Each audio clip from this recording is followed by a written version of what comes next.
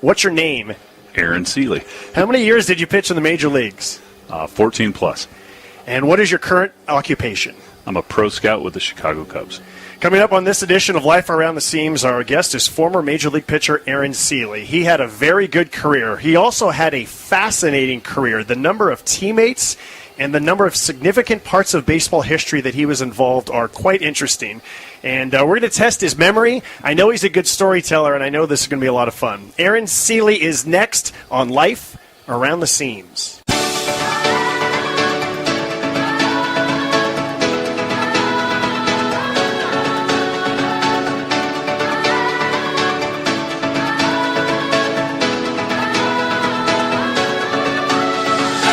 Former Major League pitcher Jim Bouton once wrote, "You spend a good piece of your life gripping a baseball, and in the end, it turns out it was the other way around all the time."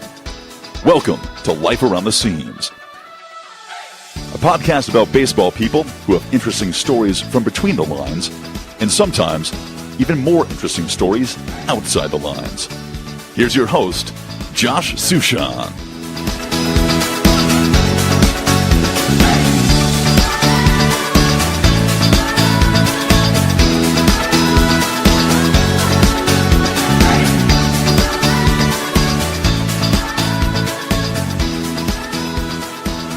All right, Aaron. Well, thanks so much for joining me, especially on somewhat short notice here in Albuquerque. Yeah, no problem. Love to be here. Okay, so a lot of times when I do these podcasts, I get into the habit of just talking chronologically about a guy's career, and I don't want to get into that habit. So I came up with 9 themes. Baseball has 9 innings, so I have 9 themes.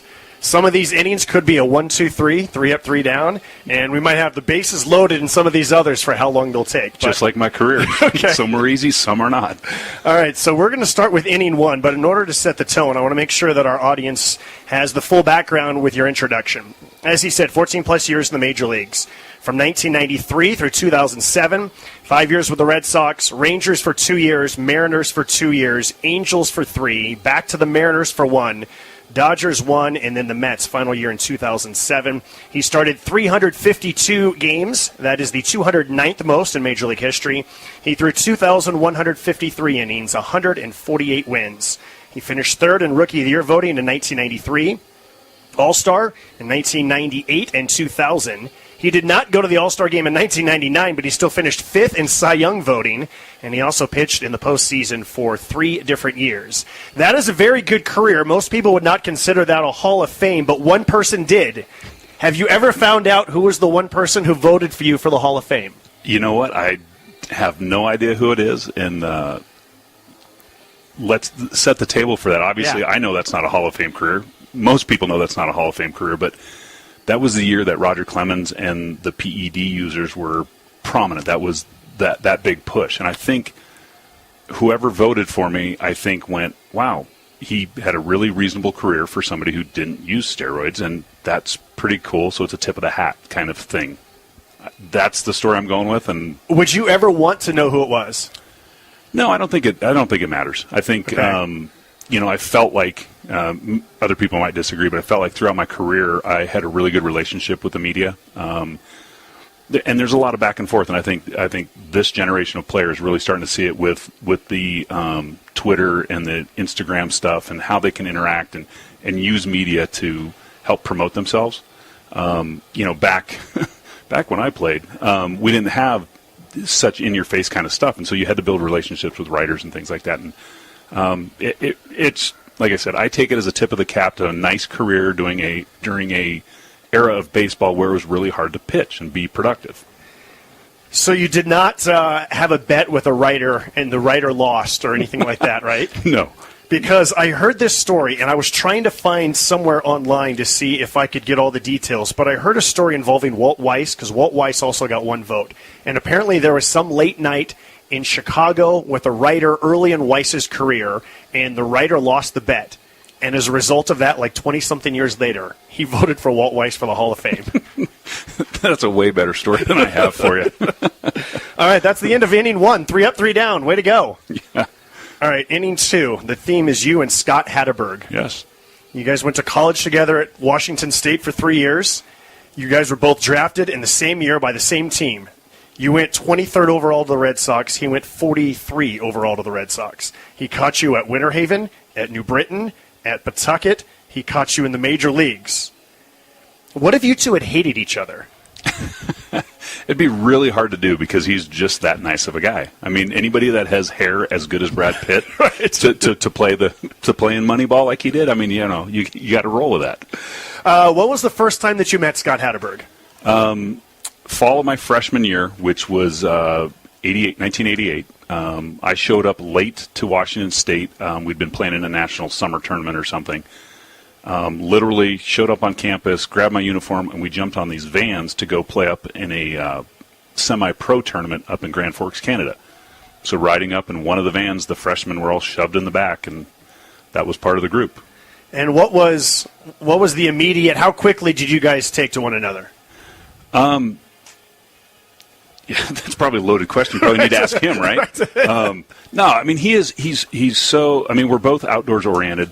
He grew up in Yakima, Washington, big hunting and fishing guy. And that's kind of my background. I grew up in a small town outside of Seattle, and my parents are from northern Minnesota and self-sufficient farms kind of deal. And so a lot of the outdoor activities, that's how we kind of bonded over.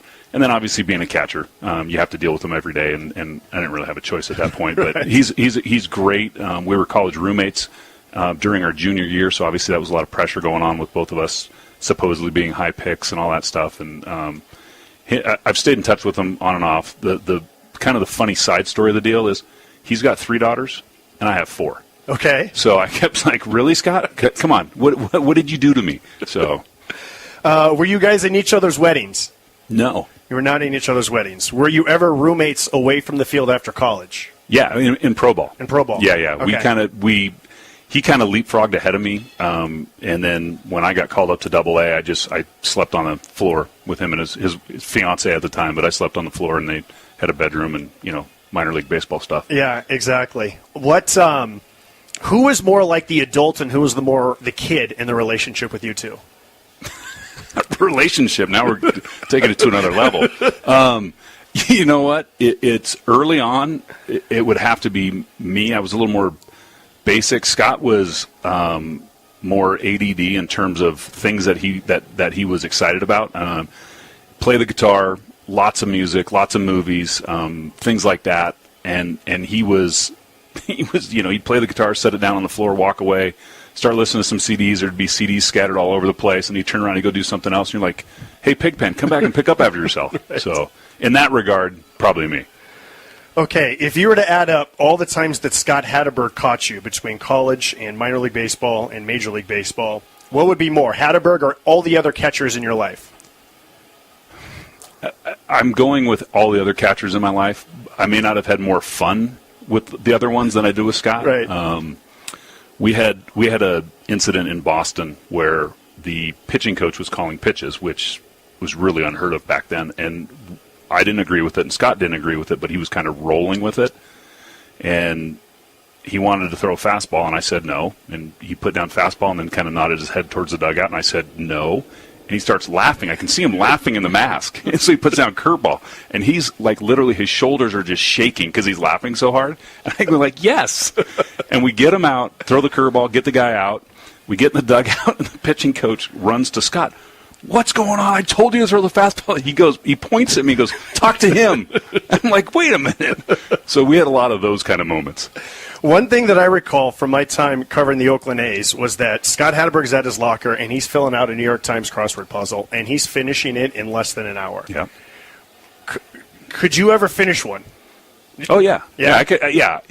I think that's part of the pre-electronics baseball. Okay. If you are in a locker room, and as much as we were back in the day, I think that was part of it. You would pick up crossword puzzles and do things like that, play card games, and yeah. Not as fast as him, by the way. He's sharp. Yeah, he's really sharp. It's intimidating how sharp he is. I mean, I remember at times as a writer just thinking, I'm supposed to be the smart, educated, newspaper reporter here. He's supposed to be the dumb jock, and I'm kind of intimidated by how smart this guy is right now. Yeah, he had it together. Okay, so you mentioned Moneyball and Brad Pitt. What did you think when you saw Chris Pratt playing Scott Hatterberg? Like, this is my friend from college, and there's a movie, and there's the guy playing him. This is the sad thing about this whole Moneyball. I've never read the book, and I've never seen the movie. By design? No, just random stuff. I own the book, and I want to read the book before I see the movie. Plus, it's about Scott, and it's like, okay, well, we're looking at it a different light, whatever. I mean, I played through the era. I know all the players involved. I think it's great because Billy Beane gets credit for looking at baseball in a different light. But you also forget he had 3 of the best pitchers in the American League. And when you have that, I don't care what formula you put out there, you're going to be pretty good. Mm-hmm. So, anyway, not by design at all. So, but I haven't seen it. Okay, one last topic about Scott Hatterberg. He has probably the most epic regular season home run in Oakland A's history. It's when they won their 20th game in a row, September 4th, 2002. Now, you were with the Angels at the time. And what often gets forgotten about that A's winning streak is, number one, the players nearly went on strike toward the end of it. I think it was at 15 in a row when what the strike date was. And the Angels went something like 16-4 or 15-5 during that 20-game winning streak. So what do you remember about that home run and that moment in time as your team and his team were both trying to get to the playoffs? Yeah, it's funny because, they were on an epic tear, obviously. Really good ball club, playing well at the time. And I think at the time they only pulled 1 or 2 games. I forget who was in first and who was in second. But we were neck and neck. But the gap only got closed or stretched by a couple games over that time period. Yeah. And that's, there's times you have to play the big picture game over 6 months when you're at the major league level. And everybody's going to get on runs and hot streaks or whatever. The Angels that year, we had the worst April in the history of Angels baseball. We ended up winning the World Series. So we started out slow. We got hot. They got super hot. They faded. We were able to catch them. Yeah. All right. Inning 3 is about the Seattle Mariners when you're a kid. Okay. So you grew up in, is it pronounced Paulsbo? Paulsbo, Washington. Yep. That's a Scandinavian town on the Kitsap Peninsula. Yep. So I was looking at Google Maps. Would you drive to Bainbridge Island and then take the car ferry to get to the Kingdom? Exactly. Yeah. Yeah. I lived out by the Hood Canal floating bridge, which is kind of an iconic thing out there on the Puget Sound. And then, you'd drive over and you'd just park your car. You'd walk onto the ferry. The ferry puts you right downtown. I mean, it's beautiful in the summertime when you're coming across the Sound, skyline of Seattle, and you got the mountains behind it. It's beautiful. But then we'd walk into the Kingdom and buy your 75-cent second deck left field ticket, where the guard would leave after the second inning because there was 6,000 people in the stadium. Mm-hmm. So as soon as he left, then you would walk through his gate and walk all the way down and sit right behind the dugouts. Okay. Who were your favorite players? Jimmy Presley, okay. Third baseman, yep. Big fan. Had a chance to meet him when he was the hitting coach in Miami when I was still playing. Super nice guy. Mark Langston, don't know why the left-handed pitcher over a right-handed pitcher, but he was really good. Had the big sweeping curveball. Had a chance to meet him later in my career too. And honestly, the Mariners were so bad in the late 70s and early 80s that we used to go in and like the Minnesota Twins would come into town and we'd go watch them. Yeah. And so Kirby Puckett was my favorite player growing up, and come watch him play. I can relate to that because I grew up in the Bay Area, and before they got good in the late 80s, in the early to mid 80s, they were terrible. And so we would go let's go to see the Red Sox and Jim Rice, or let's go to see the Yankees, let's go to see the Royals and George Brett. You went based on the other team that was in town. Yeah, exactly. Yeah, I was, I was at the All-Star game, I think it was 78 or 79. Really? Yeah, third deck. I mean, I think I could touch the roof of the Kingdom. Uh-huh. And then I was there at Gaylord Perry, got his 300th win there. Really? So I was at those. Those are memorable young Mariners events. Yeah. Would you be the type that would arrive early and trying to get autographs or chase balls in batting practice, or would you just arrive when the game starts and then you and your family leave? No, I was always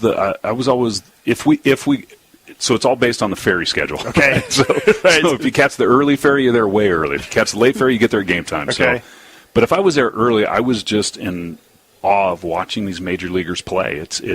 We didn't have YouTube. We didn't have the instant, pull up the video and check out, Giancarlo Stanton's swing right away. We had to watch Jimmy Presley take his swings. What was he doing? How was he balanced? How does the swing play? What's his routine? Is he hitting, first round all to right field? Is he bunting? What is he doing? And I was so locked into the process of that that held my attention a lot more than chasing guys down for autographs. Okay. So in 1989, when Ken Griffey Jr. makes his Major League debut, you're still in high school, right? 89 is in college. You're in college. Oh, okay. So then you weren't really part of like in Pullman, were you still part of, oh my God, this is Junior and this is the next superstar in baseball? Or kind of where's your mind in with where his career is at that time? Mine was probably like, who are the Cougs playing in football this weekend and what party am I going to? Right. No, he was, obviously the kid was the great thing coming, and, they tried to sell it as a father-son thing early, and always a big Mariners fan. Still really kind of follow him because I have a lot of close friends now after playing up there and that are still up there working, but I just think your hometown team is kind of where your heart is all the time, and so, yeah, I remember him coming up, but it wasn't, I had so much going on and being in college, and it wasn't as accessible as it is now. You know what I mean? So. Okay, so I bring that up because that leads us to inning 4, which is when you join the Seattle Mariners as a player. Again, we're bouncing around. I don't want to go chronologically like the way that I always do. Okay, so you become a free agent after the 1999 season. That was the year that you finished 5th. That was the year that Pedro Martinez was on another planet with his performance. Initially, you signed with the Orioles, but they backed out. Is this correct? Yeah, they have a interesting track record of that. So I was I think the second guy who had, in that time period that had done that. They had done it like a year earlier with somebody. I signed, wanted to stay in Texas, and for whatever reason they weren't interested in meeting whether it was years or dollars or whatever it was back then. So I signed a 4-year contract in Baltimore, went and had my physical, doctor welcomed me to the team, and then 2 hours later, Peter Angelos called and said, yeah, we don't want to do it for 4, but let's do it for 3. Same money, everything. We're like, well, wait a minute, what's the deal here? And it just felt really dirty is a really good way to say it. So we walked away from it, went and got a second opinion from Dr. Yoakum, and about 3 days after that, I signed a 2-year contract with Seattle. And this is your hometown team? Hometown team. Yep. Now, according to Baseball Reference, you signed on January 10th, 2000. And I bring up the Ken Griffey Jr. story because he gets traded 1 month later. Yeah. I was teammates on paper for a month and never, I honestly, I don't even know if I've really met him, So having gone from a 4-year deal to we want it to be 3 to we signed it 2 with the hometown team, where's your, what are your emotions going into the 2000 season at that point? Well, it's pretty interesting because I got traded out of Boston, was there for almost 5 years, really chaotic time there with the front office, 2 general managers. I had 3 managers. I had like 9 pitching coaches, lots of turnover. They were still trying to figure it out. And so when I got out of there and I got settled in Texas, which is a little more low-key, really stable organization at the time, I kind of found a comfort zone. I loved Boston. I think Boston's spectacular. My daughter's at Northeastern right now, and I love going back to see her, and great place. But I just kind of found a comfort zone. The talent was a little bit better at the time, and my 2 years there were spectacular, and I wanted to stay.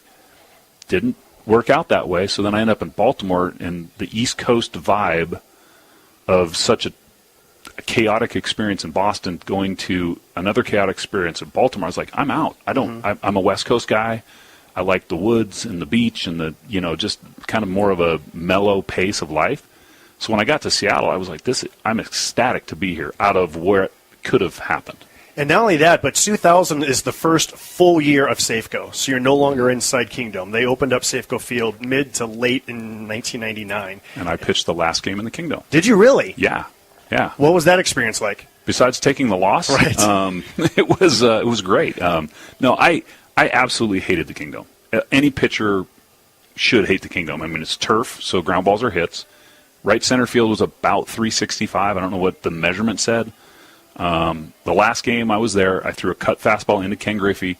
He hit it, but he didn't hit it as good as where it ended up. But he hit it in, I think, the 4th deck in right field, right down the line. So it was probably a 365-foot fly ball that went in the upper tank, and everybody's like oohing and on. I'm like, I hate this place. Right. So unfortunately, I was a little too honest with the hometown papers when they came to ask me, oh, it's so nostalgic, are you going to miss? I said, if I could be the one to push the plunger to blow it up, I'd be more than happy.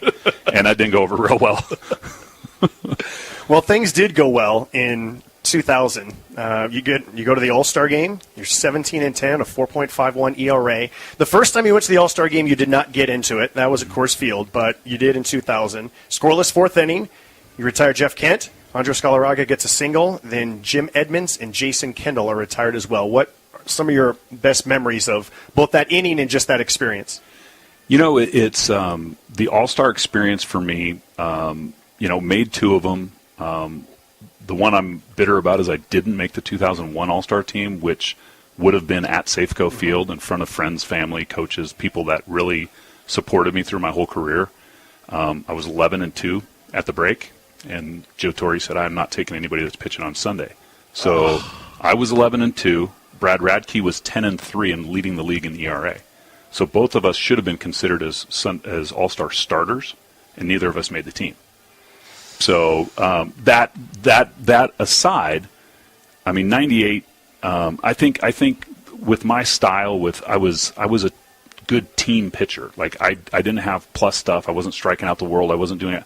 I just won games. I gave our team a chance to win, and we won a lot of those games. And so it's a tip of my cap to my teammates and how they played for me. And so going to the All-Star game in 98 with the Rocky in Colorado was unbelievable. I mean, just you're in awe. I mean, you're lockering with all the great players that you've grown up with watching, and you get a chance to interact with some of them. Fred McGriff might be the nicest human ever. People like that you're just like, oh, my God, that's, Fred McGriff, that's Travis Fryman. Oh, my, that's Alex Rodriguez. It's, all these stars. And why am I here? Were you a guy who's going to try and get some memorabilia that you've still saved to this day from those All-Star games? Yeah, I've got. You know what? At some point, I need to build a cool man cave because I've got a lot of really neat things. And it wasn't anything that I went out to try to do, but when you go to the All-Star game, a lot of times they'll give you a bucket of hats, like a bin, like 30 hats, and so you trade hats with people and different things like that. And the guys are all really good about trading memorabilia with your peers and stuff, and so. Yeah, I've got some really cool things. It wasn't anything I went out of my way to do, but just the overall experience. I mean, sitting in the bullpen in Colorado, I knew I probably wasn't going to pitch, and just the way it all lined up. And I had my feet up, and I just enjoyed the experience. Atlanta was a whole different story, smoking hot in July. We're watching Sammy Sosa hitting balls farther than any human ever. I mean, in Colorado, Jim Thome hit one up above the mile-high sign, or the mile-high line in right center field, and we're like, yeah, I don't want to pitch here, man. I'm good with this. Yeah. But, yeah, I mean, so just the whole experience, and it's different because I had my daughter at the time. My oldest daughter was a baby. I mean, she was only, she wasn't even a year, I don't think. Maybe she was a year and a half. And she fell asleep in my arms because it was that we all walked out from behind the center field wall with our children. Mm-hmm. And she was falling asleep in my arms. It was, really cute, but you're sweating to death. It was love Atlanta, but not in the summertime. Right, yeah. All right, let's talk about the end of the 2000 season. Going into the last day of the regular season, the A's and the Mariners, and there's a third team that all have a chance. The A's have a half-game lead. You started on the last day of the regular season. You pitched into the sixth inning. The Mariners won. The A's also won, but tell me about pitching game 162 with a chance to go to the playoffs. Yeah, it's funny because a lot of people talk about, you pitched in the playoffs. You did it. I said, no, the biggest game I've ever pitched was that 2000 game, the last game of the season. If we win, I think Cleveland was the team that was out. Mm-hmm. Like they had to hope that Oakland and us both lost or something. And the A's had some half game where they might have had to fly somewhere to make up a game potentially or something like that. Exactly, yeah. If we would have lost, then they would have had a playoff game. Might have been with Cleveland, Might have been. But, yeah, I remember, going into Anaheim wasn't a place I ever pitched very well. They had some really good left-handed hitters. Garrett Anderson comes to mind right away. Erstad, Spezio, that group of guys. And I struggled versus left-handed pitchers, and I think I gave up 2, maybe 3 runs in the first inning. Got kind of settled down and limped into the sixth and gave us a chance to win. And our guys, I don't even remember really what happened after that other than we won. Well, I had the benefit of looking at Baseball Reference. And that entire month of September, so your last 4 starts in August of that year were not good. But then September, you went 6 1/3, 3 runs, 7 innings, 1 run, 7 innings, 2 runs, 6 innings, 4 runs, complete game, 6-hit shutout. And then in the final 5 2/3 innings, 2 runs. So when it was on the line, you were pitching well, extremely well. Is there a difference, September baseball, that you felt that you could sense? It's funny because I think if you look at the really big picture, I think Aprils and Mays were really good for me. June and July were mediocre. August were always bad. Septembers were good, and Octobers were bad. Not that I pitched terrible, but I got no wins, so it's bad. It's. I don't know. I don't know if it kind of that cool September feel. I mean, it is a different feel at the ballpark. It's fall's coming in. It's crisp. I mean, maybe it rejuvenates you a little bit or something. Or maybe other guys are tired. Maybe the hitters are tired. So because I was a fastball curveball guy, I pitched front to back, varying my speeds that way.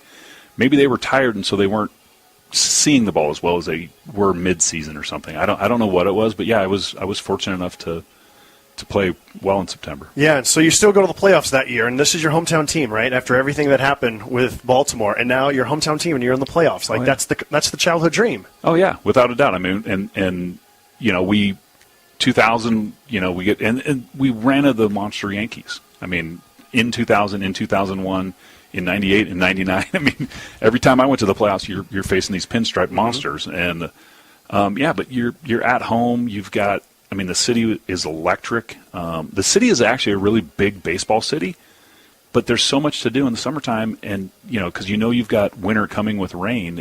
They're outside doing stuff, and if you're not very good, they're not going to come watch. Yeah. Well, you did pitch well in the division series. You pitched the clincher, 7 1/3 innings, 1 run. It's a walk-off winner at home. You sweep the White Sox. Carlos Guillen singles in Rickey Henderson, and the celebration is on. Yeah. What are some of the wildest, most memorable moments of your champagne celebrations that stand out?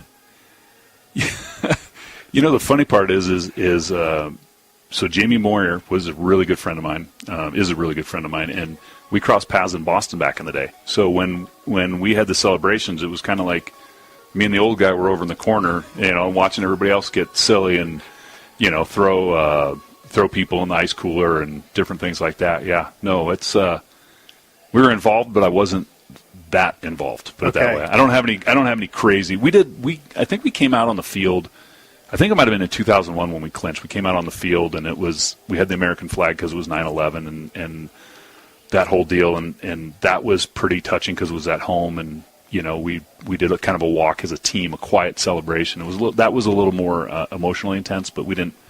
No craziness. Yeah, I am going to ask you about that a little bit more. I remember as a writer, it was either my first or second year, and one of the older writers pulled me aside, and he's like, okay, look, here's the deal with the champagne celebrations.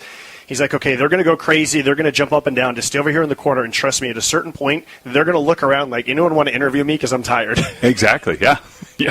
Yep. And then do not be the local writer that is in the clubhouse every day, because after you spray your teammates and they're already soaking wet, you're looking to spray somebody that's dry. Yep. Whether it's a GM or anybody that you deem as friendly. Yeah.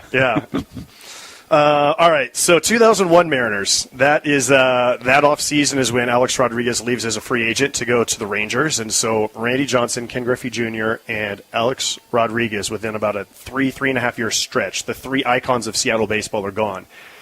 Ichiro comes over from Japan. What did you initially hear about him, and what were your thoughts about who this guy is coming over from Japan? I have got the best story ever about Ichiro. I got several of those, but here comes Ichiro with all the fanfare. You've heard about this player. You're so into your own career, you don't really have time to branch out and really study Japanese culture in terms of baseball, and you just know he's really good. He's supposed to be the best player ever coming over, and he comes over, and you look at him, and you're like, this guy?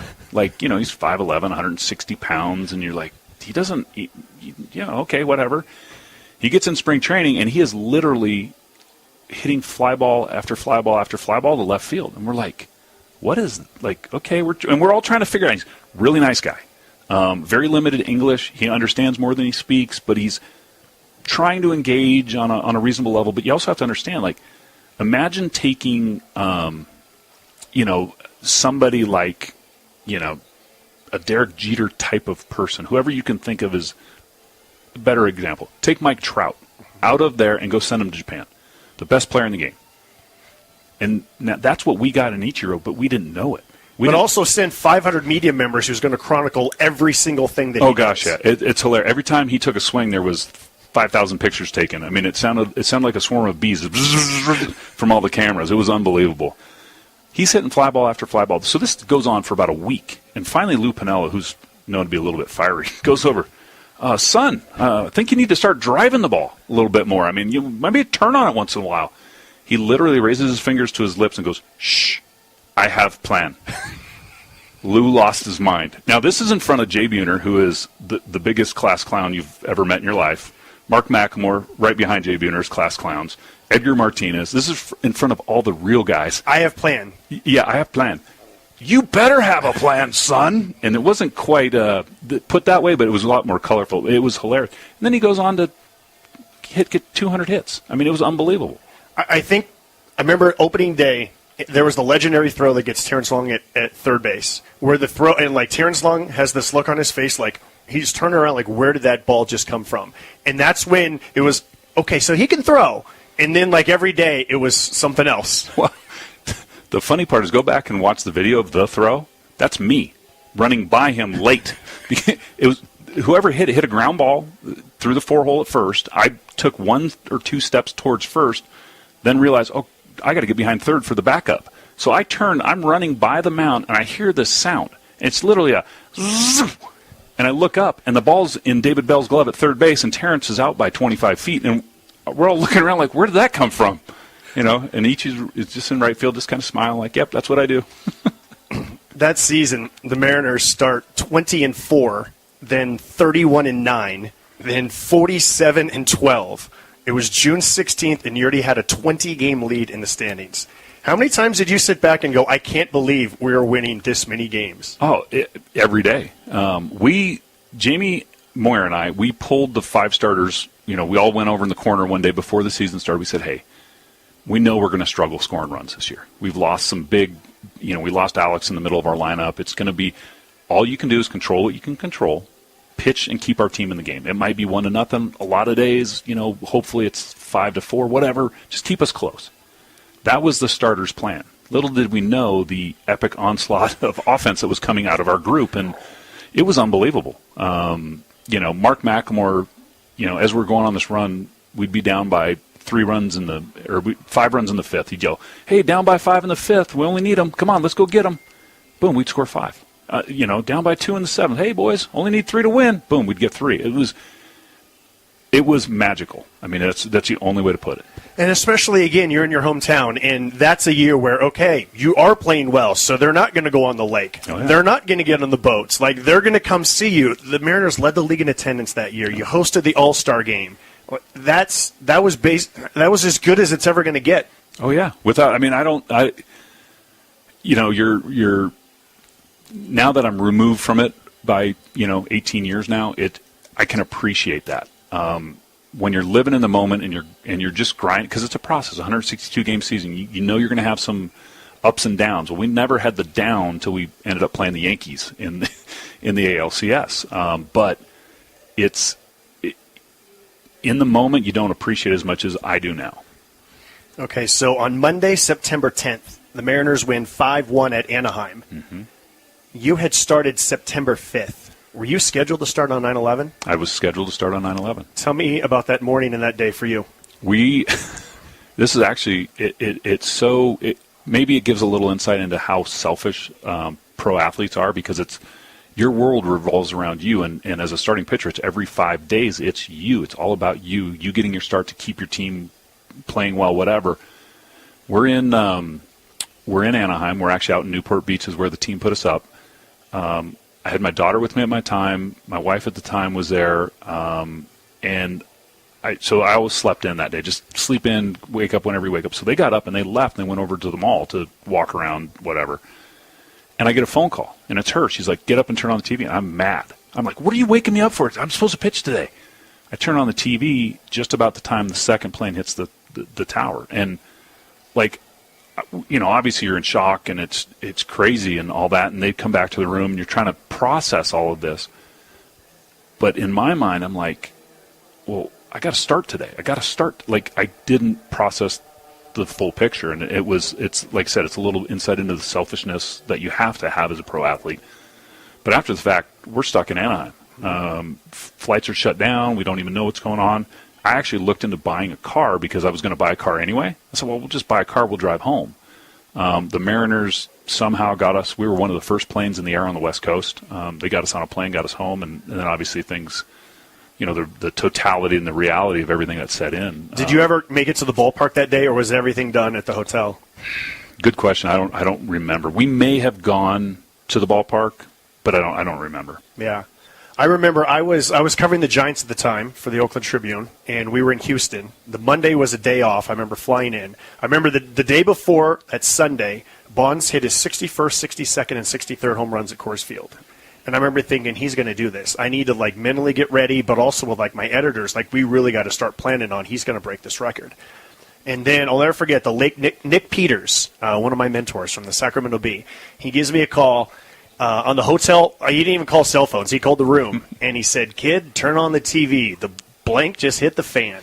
Oh, yeah. And I was staying at a hotel where it was a hospital was right across the street, and I heard ambulances nonstop for 3 days. It had nothing to do with 9/11. It's just because people were sick, and they're going to the hospital because that's what happens at hospitals. Yeah. But I remember just the entire time just thinking, okay, you're watching this on the TV constantly, and then I'm hearing this, and yeah, that's a 3-day stretch in Houston that I'll never ever forget. No, that's obviously one of those moments for our generation that you'll never forget. I mean, we went into New York in the ALCS, and we landed, and I got violently sick. The first some type of flu, and I don't know if it was emotional, finally kind of all put it together for me, or if it was actually the debris and the matter in the air from the buildings, because there was a lot of that going on.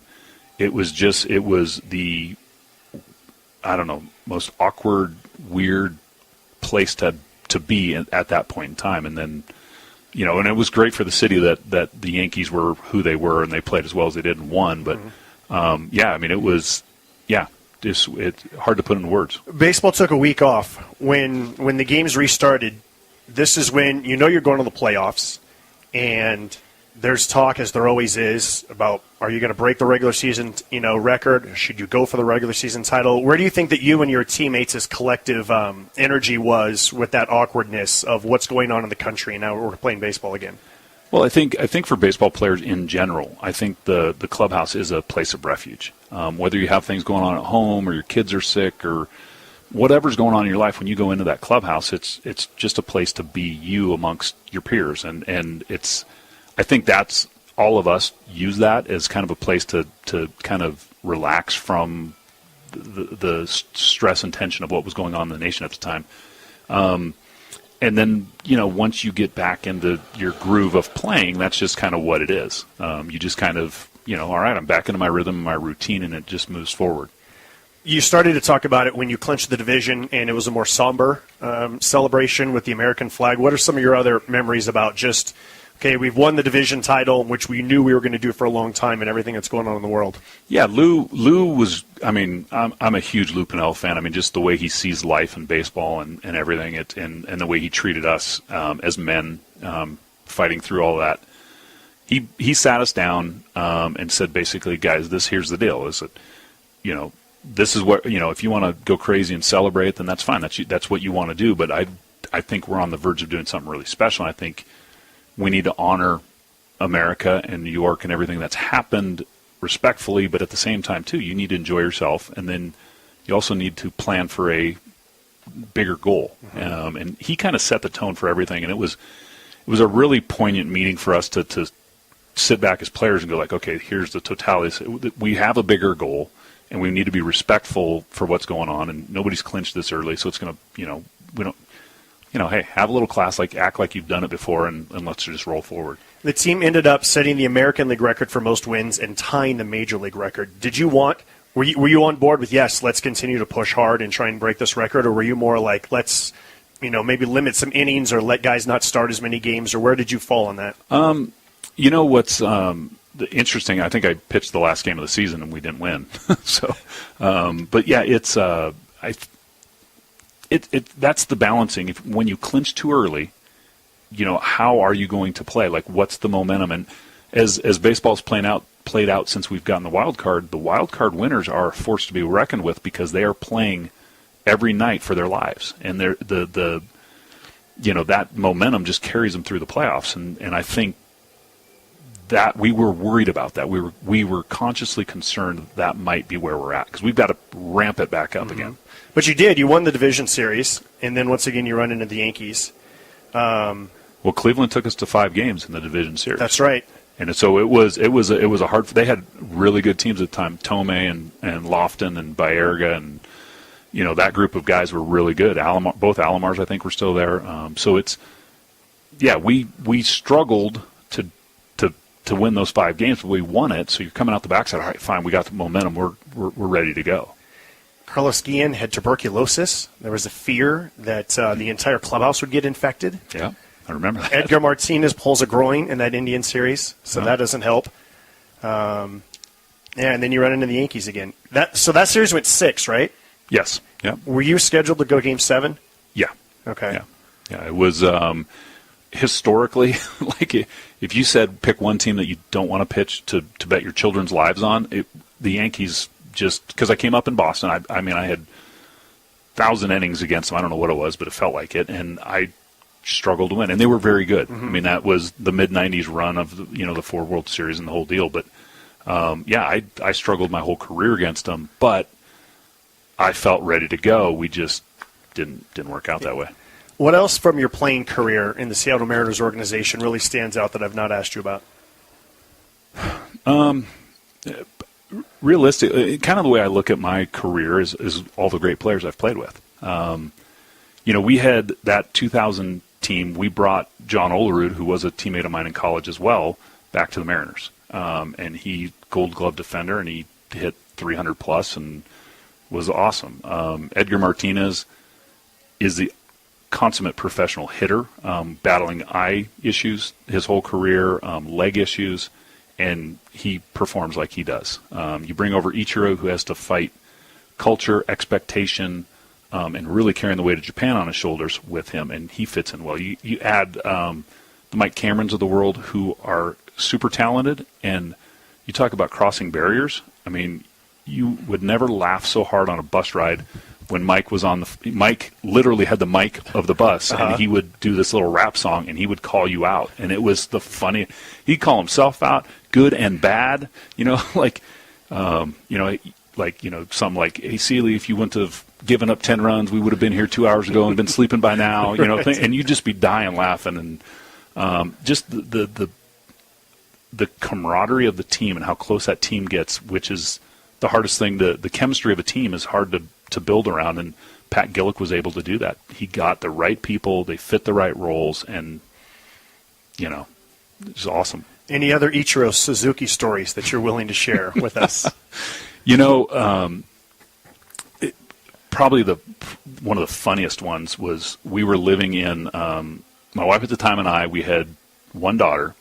We were living in Bellevue. I had a house down south, about an hour south of Seattle, and so we just were renting an apartment in Bellevue. And I had gone duck hunting in the morning, and I drove up, saw my buddies. We duck hunted in the morning. I came back, and I had some duck breasts all breasted out in a nice plastic bag. And I'm actually a pretty good wild game cook, so I was kind of fired up. I'm going to do this.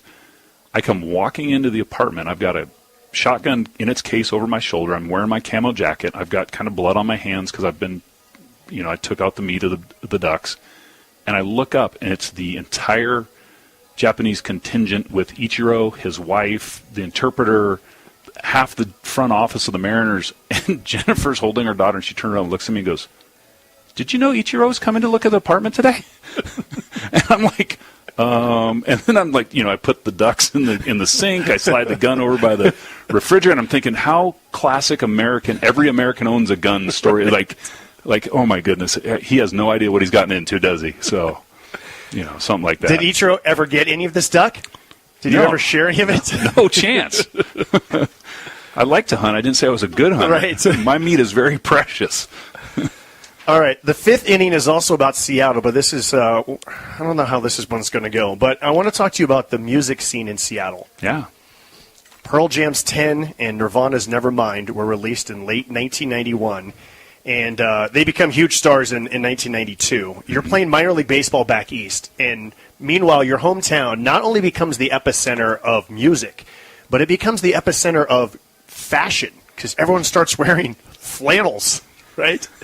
What was it like being 3,000 miles away as your kind of sleepy hometown all of a sudden becomes the epicenter of music? Well, see, you have to understand, I was wearing flannel in Seattle way before wearing flannel was cool. So that's just you weren't because it was cold. Exactly. It's wet and cold and flannel works.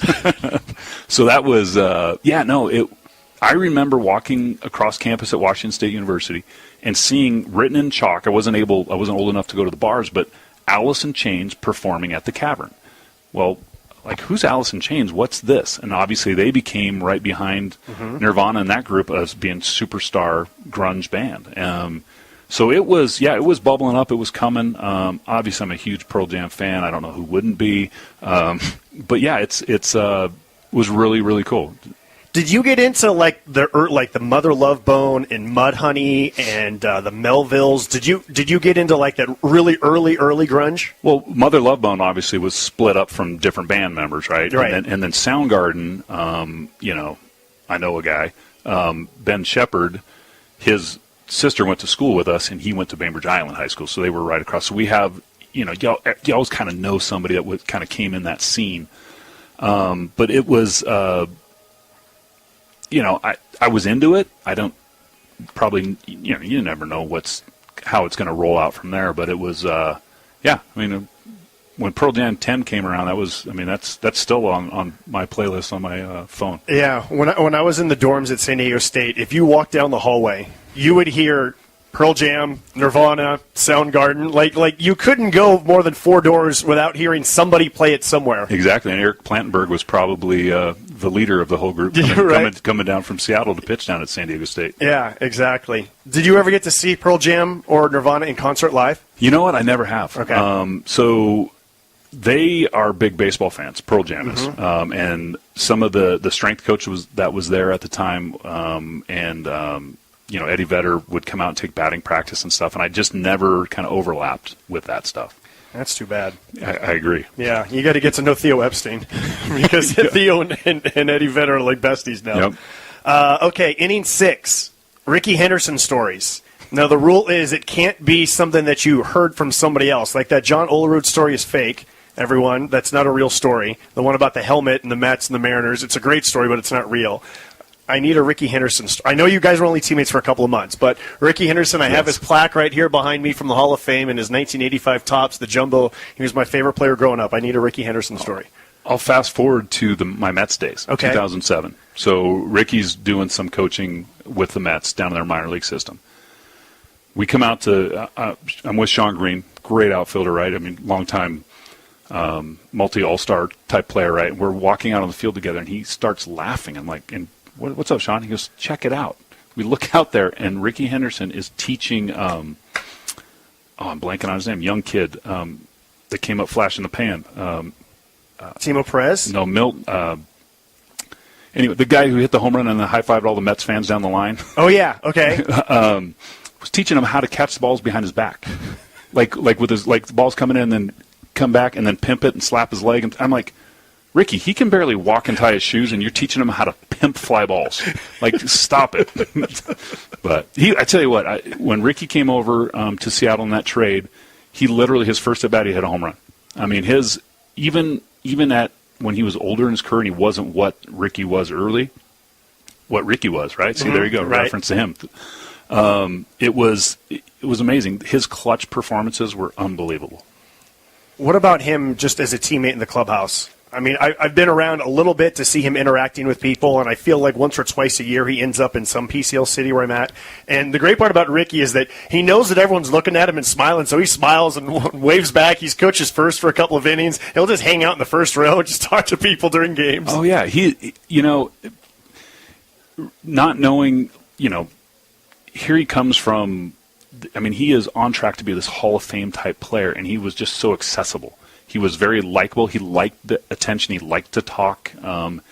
And he just always had a smile on his face when I saw him. I mean, you hear different stories about different places, but when he was in Seattle, he was great. He was a great teammate. Yeah. All right, inning 7, we're going back to the minor leagues. Consider this a rehab stint.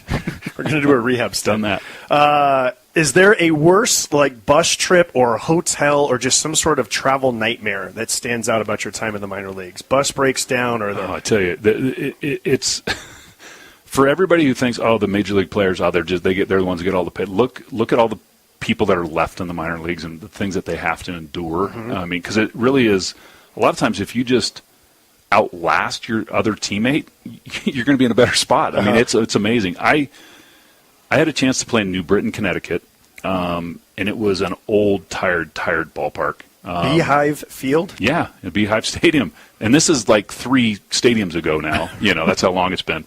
They had the pillars that had 4 shower heads on them.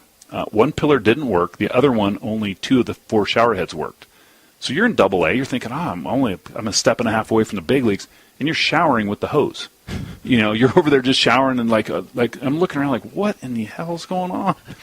But the bus ride from New Britain, Connecticut to I believe it was Canton, Ohio, was 14 hours. I mean, you literally jump on the bus after the game and try to sleep if you can, but you got 25 guys slammed on one bus. You got people snoring. You got loud music being played that's probably not your variety of music that you enjoy. It's not Pearl Jam. It's not Pearl Jam. Back then you probably didn't even have a TV on the bus. Definitely no Wi-Fi. We didn't have that. So you're trying to read a book at 3 a.m. as you're rolling across the country, and you've got all kinds of music blaring, and it's interesting times, but it makes you appreciate all your teammates and the different. I mean, I've seen fights on the bus. I've seen birthday parties on the bus. I mean, you've seen everything on the bus. It's hilarious. Those are times you don't forget. My favorite bus story is this was about 3 or 4 years ago, and it was a pretty easy one. We're busing from Memphis to Nashville, and Glenn Ellen Hill, the Isotopes manager, gets on the microphone, and he starts tapping it, and he starts playing around. He's tapping. He's like, "Does this work?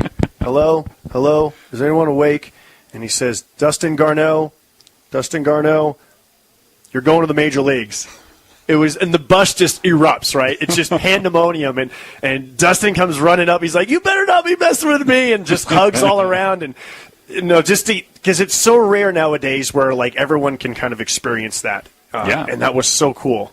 Yeah, it's a some of the minor league managers. I mean, that's what they manage for, right? That thrill of being able to tell a very good player the first time he's going to the major leagues. I mean, it's got to be an amazing experience for a manager to do that. Yeah, and like I said, you're confined on the bus. It's all your team, and here you go. The movie Bull Durham came out in 1988. You were drafted in, 91? Is that what you thought that minor league baseball was going to be like, what you saw in that movie? I was drafted in 1988 out of high school in the 37th round by the Minnesota Twins. The scout that drafted me pleaded with me, do not see this movie before you make your decision. It's nothing like it. So, as we all know, it is exactly like it. The play, and at the time, I mean, what they were picking out and playing minor league baseball in the early 90s was very, very similar. I'm sure there's a lot of things that have changed kind of how these kids are nowadays, but I didn't know what to expect in the minor leagues, but it wasn't, obviously Bull Durham's a movie. That's not true. I was first round draft pick by the Red Sox. Draft goes by whatever day it is. They get a couple days of draft. I don't hear anything. I'm getting phone calls from reporters and agents and, hey, have you heard anything? What's going on? I was like, no, I haven't heard anything. I was supposed to be a first round pick. Nobody's called me. I don't know. 3 days go by. I don't hear anything. So finally a reporter goes, just so you know, you didn't hear it from me, but you were drafted in the first round. I said, that was 3 days ago. He goes, yeah, it was. I'm surprised I haven't called you. Wow. So you're like, whoa, wait a minute. What's going on? I finally get signed. I'm on board to go down to Fort Myers, or as actually Winter Haven, Florida at the time. You're going to get picked up by a limo. Oh, sweet. They're going to pick me up in a limo. Yeah, here comes the airport shuttle van with 17 other people in the limo, and you roll through, and it's an eye-opening experience to go from a quality Division I baseball program like Washington State had, one of the best fields in the country at the time, to playing in Winter Haven, Florida, which basically the Red Sox left because the city wouldn't upgrade the facilities after 35 years. Yeah. when the first time you pitched at Durham, right? Yeah. Okay. Yeah. When you were that's when they were still single A before they became triple A. Yeah. So what was it like to go to see this ballpark after seeing the movie? Oh, it's surreal. It's hilarious. You're looking up. There's the bowl. You're like, oh my goodness. Where's all this stuff? Yeah. Yeah. The funny part about it is that time was when all the Braves young players were coming through. Mm-hmm. Javi Lopez, Chipper Jones, Klesko, that group of guys. So, you were like, oh, this is a really cool ballpark. And then you're looking in the dugout going, oh, my God, those guys are really good. You better be careful. Right. How did you get told for the first time that you were going to the major leagues? Who told you? Where were you? One of my college teammates, Joe Urban, was a sports agent. And I happened to be, I think I was in Norfolk at the time. So he had an office in D.C., and so he came and picked me up, and we were just hanging out. We went to lunch.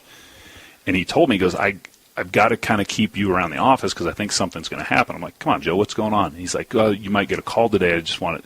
So I was in Joe's office when the Red Sox called and said they were going to call me up to the big leagues. Who made the call? I think it was Lou Gorman at the time, who was the Red Sox GM. Yeah. And then this is the dream. This is what, about 3 years later. Who do you call? What happens next? It's absolute panic because I don't have a sports coat. I don't have a collared shirt. I mean, we're traveling in AAA. So run to the mall, grab the sport coat, grab a suit, grab it off the rack at J. Crew or whatever store was available. You're taking off. You don't have cell phones. Mm-hmm. So, I think Joe actually called my parents and told them to come. And then so they flew across the country. My best friend from high school and still my best friend today, he flew to Boston. Really, really surreal because we were in Pawtucket, which is drivable. So I literally drove up like on a Wednesday, whatever the day was, and did the bucket and kind of met the guys and went home because I wasn't active, so I couldn't be at the field. And then and I hadn't had spring training, so I didn't know anybody. I literally show up in this club. Steve Lyons was the only. He'd been in AAA for a couple weeks, and he's the only player I knew in the entire clubhouse. Well, he's a good one to know. Yeah. I love Steve. Yes. I did a podcast with him this past December. Yeah. I love Steve. Yeah, he's a great guy. And you walk in, you're looking around. There's Mo Vaughn. There's Mike Greenwell. There's Roger Clemens. There's Frank Viola. Danny Darwin. You're like Tony Pena. Like, oh my God. Like, I'm here. So are you the type that's just going to be quiet and sit in the corner and just? Oh yeah. Yeah. Oh yeah. Yeah. The funny part was the way the old clubhouse was in Fenway. It was a rectangle. And if you think about the door being kind of down in the bottom right-hand corner of the rectangle, that whole wall was coaches. There was only there's only one open locker. The first locker was Greg Harris, the right-hander, ambidextrous. Right. The next locker was mine, and then the third locker was Johnny Pesky's. And then the rest of the coaches. And then all the real players were over in the other corner. But that's a really tiny clubhouse, too. Oh, yeah. Yeah, yeah. Really, really interesting to get all those bodies in there. And but it also adds to the mystique of Fenway, of what Fenway used to be, Don't leave your glove out because when you come back, the rats may have chewed some of the leather off it, things like that. All right, we're moving on to inning 8. I think your pitch count is low enough that you can start the 8th inning. Inning 8 is about winning a World Series when you're hurt. Yeah. So first of all, you were very good at making free agent decisions. The whole okay, I'm not going to sign with you, Baltimore. I'm going to go to Seattle for these amazing 2 seasons. And then you sign with the Angels after the 2001 season, and they end up going to the World Series and winning it. You were pitching well. You had a stretch where you started either 33 or 34 games for 5 consecutive seasons. That basically means you took the ball every 5 days for 5 years. And then a torn muscle in your pitching shoulder near the end of August of that year. Is that right? I actually tore it. I tore my labrum in spring training of that year. We were working on throwing a changeup, which I recommend to every single young player in the game. Learn how to throw a changeup early in your career because it just makes life so much easier as a pitcher. Bud Black got me trying to learn a changeup. Had a hard time with it, and I tore something in my shoulder, and I knew it. And we kind of limped through the year. Brian Scheer, God bless all the physical therapists and trainers that are in baseball because they keep players together more than you even realize. And we made it till about July before things really got bad. And then it just got to the point where I had to have surgery. Wow. So were you still around because you had surgery? Were you still able to be like a cheerleader? Or, Oh, yeah. We called up, that year was John Lackey's first year. And so John came up, young kid, Texas guy, and we just kind of hit it off, nice little friendship. And as we started to develop a friendship and I realized, well, I'm out for the year, then I started doing his game. Not doing his game plan. I started game planning with him because I always kept a book of. Over all the years and all the teams, you'd have a pre-series meeting. Here's how we're going to pitch them. Well, I always kept notes on that, or I'd keep the sheet from the team on how to pitch every team. So I had all this information, and then I just adapted it to my game. Well, I just took his game and adapted it to my notes, and we'd sit down and we'd talk about it every time he'd go out, and then. So once the playoffs started, our little joke was he's all geeked up. He's real fiery type of guy. He had that his whole career, over fiery as a young kid, and he'd barge out towards the door, and I'd yell, "Lackey, Lackey!" And he'd turn around, and look at me, and I'd say, "Don't mess with my money. Let's go." And he'd start laughing, and then he'd go out and he dominated. Great performance, and he's a great postseason pitcher, like he was his whole career. Did you do that before Game 7? I mean, Game 7. Oh yeah. No, he just. Why change, right? I mean, that's the thing with baseball. There's such a rhythm and flow to the 162 games in playoffs. Why change? Why make one day way more important than another day? Because that's not how you work on the performance bell curve. You got to stay steady. All these notes, where'd you keep them? Were they like in a binder, in a folder? How organized were all these notes of yours? Actually, so by then, that was, early 2000s, so I was into my Mac computers and stuff by then, so I probably had everything on my.